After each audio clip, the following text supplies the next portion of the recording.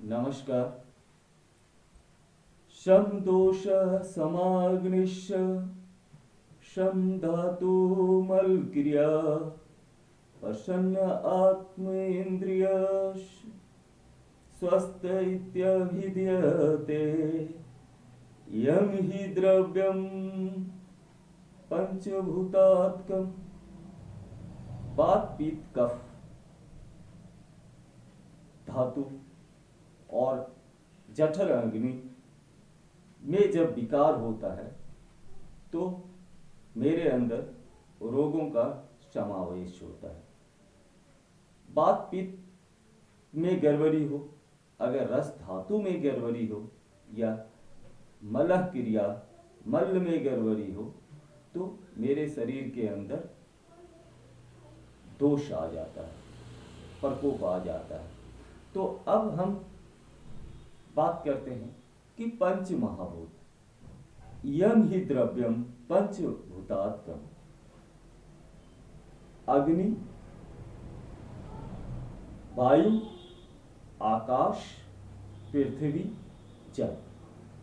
अग्नि चक्षु इंद्रिय का निर्माण होता है, मेरे शरीर में चक्षु इंद्रिय का निर्माण करता है। वायु स्पर्श इंद्रिय का निर्माण करता है। उसके बाद जो है आकाश श्रोतेंद्रिय का निर्माण करता है। पृथ्वी घ्राणेन्द्रिय का निर्माण करता है और ये जल रस इंद्रिय का निर्माण करता है। ये पंच महाभूतों से मेरा शरीर बना हुआ है और चेतना का, आत्मा का अधिष्ठान लगा, चेतना का अधिष्ठान लगा, तब जाके मानव जाति का निर्माण हुआ, सजीव जाति का निर्माण हुआ। अब हम देखते हैं कि वात पित्त कफ जो दोष आता है वो किस तरह से आता है। ये अग्नि से क्या होता है? पित्त दोष होता है। पित्त में दोष अग्नि से होता है। फिर ये क्या हो गया? वायु, आकाश। वायु कहाँ जाती है? आकाश की ओर जाती है। तो वायु और आकाश से क्या होता है कि हमें वात दोष होता है। और कफ पृथ्वी और जल। पृथ्वी और जल मतलब मिट्टी और जल जब मिलता है तो कीचड़ का निर्माण होता है।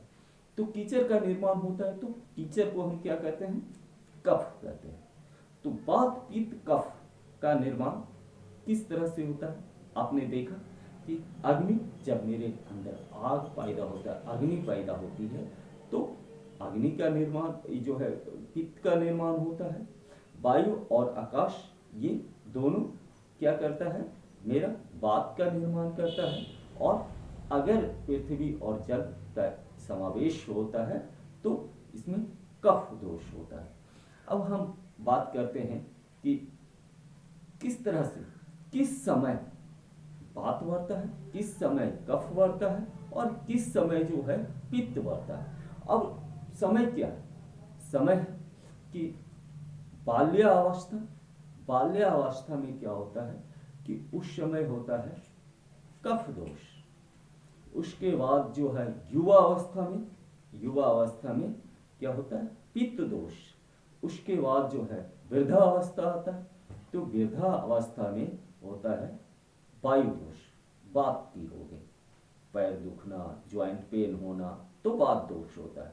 इसी तरह से जब हम सुबह से स्टार्ट करते हैं तो सुबह प्रातः का होता है कफ दोष। उसके बाद मध्य का, दोपहर के समय होता है पित्त दोष।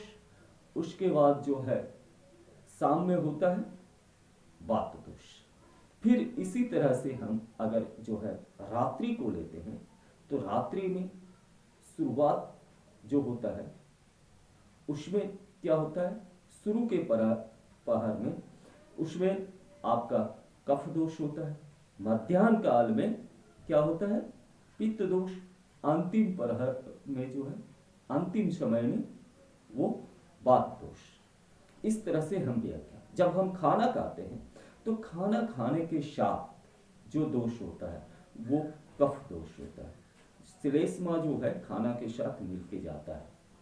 आमाशय के अंदर जो श्लेष्मा कफ, आमा अवस्था में जब श्लेष्मा से मिलकर खाना आमाशय में जाता है तो उस समय कफ कफ के साथ श्लेष्मा के साथ मिलकर आमाशय में जाता है।